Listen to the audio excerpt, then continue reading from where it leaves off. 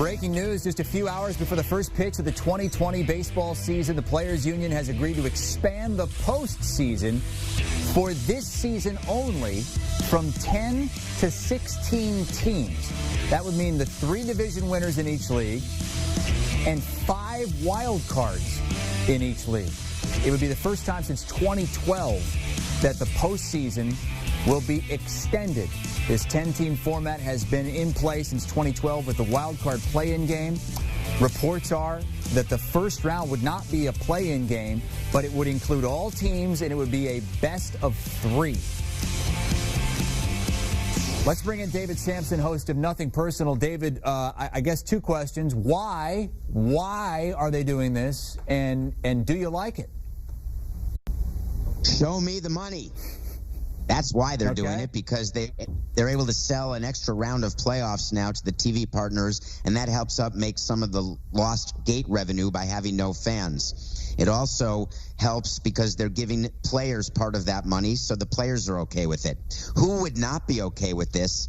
If you're the best team in baseball, let's say the Yankees or the Dodgers, I would have to consider voting against this very selfishly, but I would, because now you're saying that I have to play a 2 out of 3 series potentially in a first round where anything can happen in baseball. You can have a team that's 20 games worse and win 2 out of 3 against a team that's 20 games better just by having a hotter pitcher at the time, or you have a little senile dribbler through the hole between short and third, or 2-out RBI on a little blooper. Who knows what could happen? So the variance that now exists in this 60-game season is greater than ever before. And you mentioned, it's going to be tough. If you're a team, a dominant team, like we expect the Dodgers to be in the National League and potentially the Yankees in the American League. 2 losses in that first round, you're out before you even reach the division series at this point. So I got to imagine that the fan bases of those teams and some of the favorites out there are disappointed. But when you're a fan of the Mets, you're a fan of the Phillies or the Cubs or the Brewers, Reds, you're excited because now everybody's kind of involved. And in a 60-game season, David, it's going to be exciting because everybody's going to be involved up until the last week or so of the season. Well, this is a dream come true, and I hope that part of the schedule, we just don't have a lot of information right now, Chris. We got to see the schedule of when the playoffs are due to start, because I think you're going to see tiebreakers. You're going to see a lot of teams with around the same record after 60 games, and with 5 wild cards, you could have 8 teams, in the market to be that 5th wild card team or to be one of the top 4 wild card teams. We just don't know how it's going to look, but there has to be some days baked into the schedule. It also could be that the World Series is now going to bleed into November, which is something that baseball had always said they didn't want to do. But frankly, they were concerned about another wave of COVID or a second wave, but I think the first wave may still be going on. All in all, this is a good financial deal. People who are traditionalists are complaining. 16 teams, it's way too many. Well, the NHL has 16. The NBA has 16. And as a president, I'll tell you, I wanted more wild cards because we won the World Series as a wild card team, and I wish that there were more, because there were seasons when maybe we could have made the playoffs. And once you're in the playoffs, anything can happen. Just ask the Braves, who won 14 divisions but only 1 ring, or the Dodgers, who have 7 straight division wins and no rings. Anything can happen. What does it mean moving forward? I know that they're saying at this point, and right now the deal that they have struck is only for this season. But if they see something that they like, don't you think that this could be, a change for all time? Maybe not 16 teams, but at least an expansion going into 2021? So expanding playoffs was always something we had worked on within the industry, but it also came with its partner, which was expansion to 32 teams and realignment and really changing how the divisions look. So could this expanded playoffs again appear in 2021?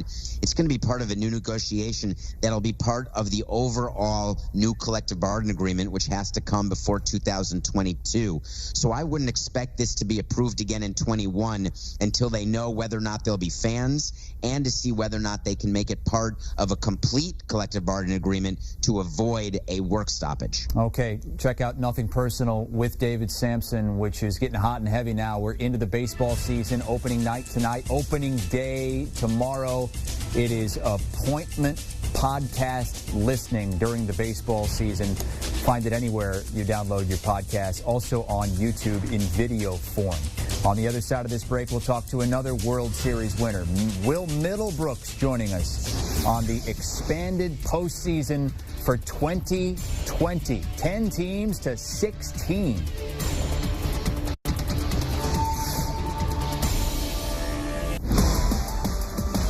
Breaking news, the MLB postseason is getting a lot bigger, at least for one season. Just a few hours before the first pitch of the season, Major League Baseball and the Players Union have agreed to an expanded playoff. 16 teams total. That's 8 in each league, including 5 wild card teams in each league. Now, the first round of games would be a best-of-3 series. All games in that first round would be played at the higher seed stadium. So that would mean that if you win your division, you get every game in the first round in your building. Now, this year, it doesn't necessarily mean that much because there likely won't be any or very many fans in the stands come postseason. Former player Will Middlebrooks won a World Series with the Boston Red Sox. Will, if you're on one of these favored teams, let's just say you're on the Dodgers right now, and you hear that now you're going to have to jump through even more hoops to try to get to that elusive World Series championship, how are you feeling?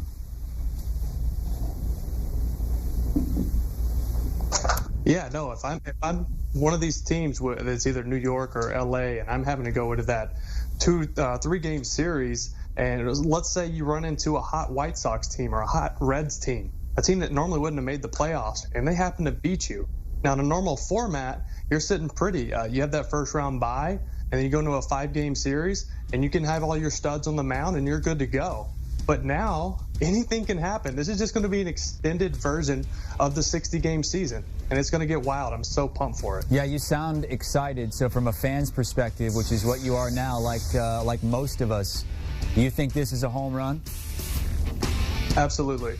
There's 6 fan bases now that some of these guys might not have been able to celebrate or watch their teams in the playoffs for years.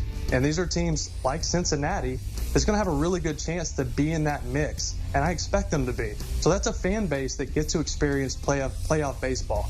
Now, will there be fans in the stadium? Maybe to a certain capacity. I doubt it. But even if you're watching from home, this is a really exciting time for a fan base. What does this mean moving forward? It's a one-year agreement, but certainly they're going to be looking at this, and we've heard that Major League Baseball and the players have been trying to expand the playoffs for several years now. Yeah, I mean, and like David said earlier, this is something that we probably won't see next year. If it is, it's going to be an independent negotiation before the new CBA after next season. But going into the new CBA, if this goes well, I could see it being a thing. Like the power teams won't like it, but majority of players will because it's more money in their pocket as far as playoff shares go. So the first round, again, would be played in one team's ballpark. All the division winners, all 3 in each league, so 6 total, would get to play that first round in their ballpark. How big of an advantage is that? I mean, we see it all the time. I mean, a team, even a slumping team, going in and winning 2 out of 3 against a really good team. I mean, that doesn't necessarily guarantee anything just because the Dodgers might get to play at home all 3. Yeah, even without fans. Now, if you're going into Dodger Stadium or Yankee Stadium and there's fans, there's definitely an advantage for the home team. Without fans, there's still somewhat of an advantage. You're more familiar with the confines. You're at home. You're in your own bed. You're with your family. That can be, I mean, these guys are still human beings. There's still distractions when you're away from home and away from your family. So there are advantages to still being at home, even without fans being in the stand. All right, Will Middlebrooks, exciting times because it's opening night in Major League Baseball, and the postseason is totally open now because we're going from 10 to 16 teams. We expect 3 of the teams playing tonight to be in the postseason. The Giants might be the odd team out. Yankees taking on the Nationals. No Juan Soto in that one. He's been ruled out. He's tested positive for COVID-19. He's not on the 30-man roster. And then the Dodgers hosting the Giants in the nightcap. Want a sports network that delivers everything that matters about the game? The highlights, the picks, the instant analysis. No yelling, no fake debates, no politics. Hit the subscribe button and never miss a moment.